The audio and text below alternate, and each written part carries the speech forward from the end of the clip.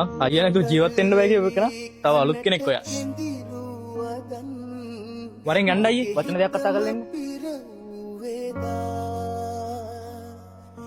එක් වචනයක්වත් කියන්නට තරම් හිත දෙන්න ශානි කොහමද ඉතින්?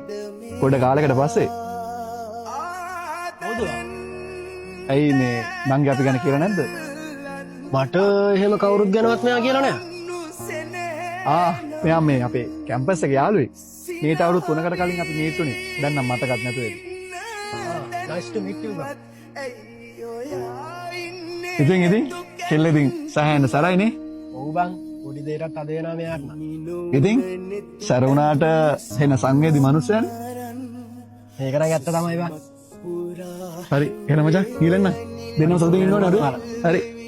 කනට කෙඳිරුවදන් මගේ අද අයියේ කරේ යස්සට අර කෙල්ලට වචන දෙයක් කියන්න තිබ්බා.